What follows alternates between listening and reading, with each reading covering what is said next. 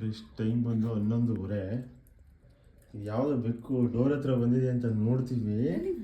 ನೋಡಿ 13ನೇ ಫ್ಲೋರಿಗೆ ಬಂದಿದ್ದೀನಿ. ನಾನು ಆಚೆ ಹಾಕದ ಒಳಗಡೆ ಇಟ್ಕೊಳ್ಳೋದ ಅಂತಲೂ ಗೊತ್ತಾಗ್ತಾ ಇಲ್ಲ. ಏನು ಮಾಡೋಣ ವಿದ್ಯಾ? ಅಯ್ಯೋ ರಾಮ, ಎಲ್ಲಿಂದ ಬಂದಿದ್ಯೋ ಗುಂಡಣ್ಣ ನೀನು? ಹಾಲು ಕೊಡಪ್ಪ, ಬಂಗಾರ ಹಾಲು ಕುಡೀರಿ, ಹಾಲು ಕುಡೀರಿ. ಕುಡಿ, ಹೊಟ್ಟೆ ತುಂಬಿದ್ಯಾ ಅಂತ ಅವನಿಗೆ. ಇನ್ನೇನು ಆಚೆ ಬಿಡೋದು? ಇನ್ನು ನಮ್ಮನೇಲೆ ಇರ್ತೀಯ ಇವತ್ತು. ತೆಗಿಲ್ಲ ಡೋರು. ನಂಗೆ ಮನ್ಸಿಲ್ಲ ಬಿಡಕ್ಕೆ. ನೋಡೋಣ ತೆಗೀರಿ, ಏನು ಮಾಡುತ್ತೆ ನೋಡೋಣ.